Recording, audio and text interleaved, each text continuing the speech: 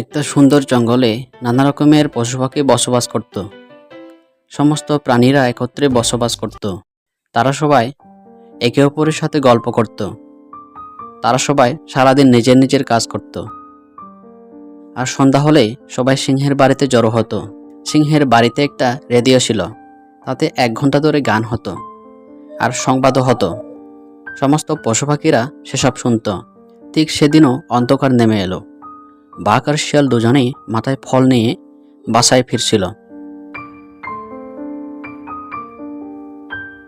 আজকের পর থেকে তোমার কথা শুনে আমি ফল আনতে বের হব না। তুই বললি যে খুব কাছেই ফলের বাগানটা, এখন তো দেখছি অনেক দূরে। আমি তো শুধু 3টে ফল খেয়েছি, আর 3টে ফল মাথায় করে বাড়ি নিয়ে যাচ্ছে। এই কি ধরনের কথা হলো বাঘ মামা? আমি তো ইচ্ছে করে করিনি। তোমার এই কথাটা আমার একদম ভালো লাগেনি। তুমি বললে ফল দেখলে তোমাকে জানাতে। আমি তো তোমাকে বললাম, তোমার সঙ্গে আমিও তো এলাম। যদি আমি বাড়ি ফিরে গিয়ে দেখি সংবাদটা শেষ হয়ে গেছে, তাহলে কিন্তু আমি তোকে খুব মারব। ওইদিকে সিংহের বাড়িতে টুনি, কুমির আর সিংহ গান শুনতে ব্যস্ত ছিল। কিছুক্ষণ পর বাঘ ও শিয়াল সিংহের বাড়িতে পৌঁছে গেল। গান শুরু হয়েছে কতক্ষণ হলো বন্ধুরা? এই তো একটু আগে শুরু হয়েছে। সিংহের রেডিওতে সবাই মিলে গান শুনতে লাগলো। হঠাৎ করে রেডিওটা অফ হয়ে গেল। এইমাত্র পাওয়া রেডিও খবরে আপনাদের জানানো হচ্ছে যে বঙ্গোপসাগরের উপকূলে একটি ঘূর্ণিঝড়ের সৃষ্টি হয়েছে। আবহাওয়া দপ্তর থেকে জানানো হয়েছে ঘন্টায় 150 কিলোমিটার ঝড়ো হাওয়া বয়ে যেতে পারে। সেই জন্য সবাইকে সাবধান করা হচ্ছে। সবাই বাড়িতে থাকবেন, তাতে নিরাপদ থাকবেন। আপনাদের পছন্দের গান চলতে থাকবে। অন্যদিকে হঠাৎ ঝড়ো বাতাস আর বিজলি চমকাতে থাকে। জোরে জোরে বাতাস বইতে শুরু করে। সিংহের বাড়িও জোরে জোরে ধুলতে শুরু করে, আর রেডিওটাও নিচে পড়ে গিয়ে বন্ধ হয়ে যায়। সিংহ বাড়ির বাইরে এসে দেখলো কয়েক মিনিটের মধ্যে পুরো আবহাওয়া বদলে গেছে। খুব জোরে জোরে বিজলি চমকাতে থাকে। সিংহ বাড়িতে ঢুকে বলল, বন্ধুরা, যেমন আমরা রেডিওতে শুনেছি, সত্যি বাইরে আবহাওয়া বদলে গেছে। তোমরা সবাই যে যার বাড়িতে যাও, ভয় করো না, বাইরে কিন্তু খুব বেশি বৃষ্টি হবে। সমস্ত প্রাণীরা ভয়ে ভয়ে যে যার বাড়িতে চলে গেল। বাইরে প্রবল ঝড় হওয়ার সাথে সাথে বৃষ্টি শুরু হয়ে গেল, আর মাঝে মাঝে বিদ্যুৎ চমকাতে থাকে। ঝড় হওয়ার গতি ধীরে ধীরে বাড়তে লাগলো, আর সমস্ত গাছপালাও ধুলতে লাগলো। বাপরে বাপ, এমন জড়ো হওয়া বৃষ্টি আমি কখনো দেখিনি। খুব ভয় করছে। এরকম ঘন্টাখানেক চললে তো আমরা সবাই মারা যাব। ধীরে ধীরে জঙ্গলে বৃষ্টির জল বাড়তে লাগলো। বাঘ তো খুব ভয় পেয়ে গেল এবং শিয়ালের বাসায় চলে গেল। বাগনে, ও বাগনে, দরজা খুলো না। দেখো না, বৃষ্টির জলে আমার ঘর ডুবে যাচ্ছে। একথা বলে সে ঠান্ডাতে কাঁপতে লাগলো। তখন শিয়ালও বাইরে এলো। দুজনে বাড়িতে ঢুকতে যাবে, বৃষ্টির জল শিয়ালের ঘরেও ঢুকতে লাগলো। এরপর দুজনে সিংহের বাড়িতে চলে গেল। সিংহ টুনিকে মেরে কাবাবের মতো করে খেতে লাগলো।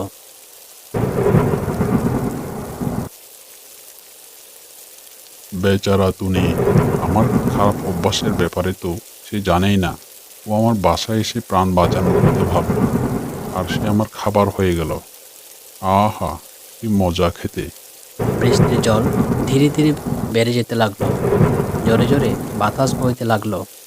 অবশেষে সিংহের বাড়িতে বাঘ ও শিয়াল এলো। দুজন অনেক ডাকাডাকি করলো। তারপরও সিংহ দরজা খুলল না। ভেতরে সিংহ টুনির মাংস খুব মজা করে খাচ্ছিল।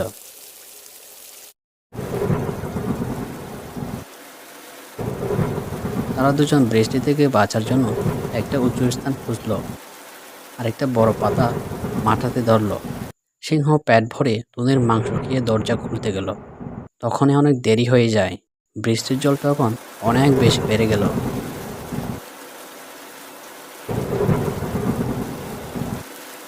সিংহ বাড়ি থেকে বের হয়ে বৃষ্টির জলে হাবুডুবু খেতে লাগলো। সিংহ সাঁতরাতে সাঁতরাতে পানিতে ডুবে মারা গেল। অন্যদিকে জোরে জোরে ঝড় হওয়া আর বেশি পানি হওয়ার কারণে বাঘ ও শিয়াল সিংহকে বাঁচাতে পারল না, কিন্তু ততক্ষণে সিংহ মারা গিয়েছিল। তারা এসব দেখে খুব দুঃখ পায় আর ওগো শুনছো? ওঠো, খেয়ে নাও, তোমার কচু রান্না হয়ে গেছে। আহা, কি স্বাদ! বউ মনে হয় আজ কচুটা অনেক ভালোবেসে রান্না করেছে, খুব স্বাদ হয়েছে। ঢং বাদ দিয়ে তাড়াতাড়ি খেয়ে নাও তো দেখি। আমি মনে মনে ভেবেছি তোমার জন্য একটা কচু ক্ষেত করব। তাহলে তো আমার অনেক দিনের আশা এবার পূরণ হবে। সারাদিন ভাত না খেয়ে কচুই খাবো, এ হে হে হে।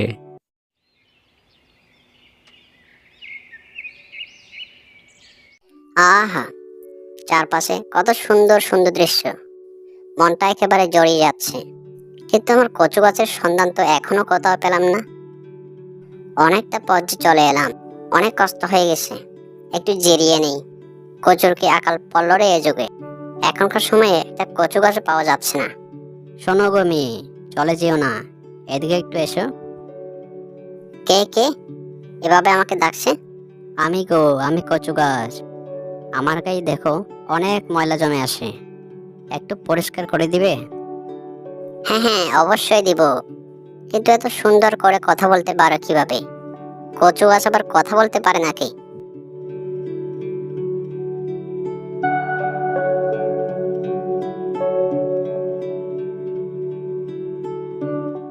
পারি তো, আমি হলাম কথা বলা কচু গো। আমার কাছে অনেক শক্তি আছে। যাই হোক, তা তুমি এই অজানা পথে কি করতে এসেছো? তোমার খোঁজে তো এসেছি। কি বললে? না মানে, আমি কচু গাছের খোঁজে এসেছি। স্বামী আমার খুব কচু পছন্দ করে, কচু ছাড়া কিছুই বোঝে না। তাই আমি মনে মনে ভেবেছি যেখান থেকে হোক একটা কচু গাছ এনে বাড়িতে কচু চাষ করব। হে হে হে হে, তুমি তো দেখছি অনেক স্বামী ভক্ত। তা আমার খোঁজে যখন এসেছো, এখান থেকে তো কচু গাছ তুমি নিয়ে যাও। সত্যি বলছো? তুমি আমার খুব বড় উপকার করলে। তোমার উপকার আমি কোনোদিনও বলবো না। তুমি আমার গায়ের ময়লা পরিষ্কার করে যে উপকার করলে, আমি যে তোমাকে তারই প্রতিদান দিলাম। এই কচু গাছ লাগালে তোমার কোনোদিনও কচুর অভাব হবে না। তোমাকে অনেক ধন্যবাদ কচু গাছ। তাহলে আমি এবার আসি, সন্ধ্যা হয়ে এলো যে। আচ্ছা যাও, এই কচুটা তুমি খুব যত্ন করে লাগাবে, কেমন? ঠিক আছে।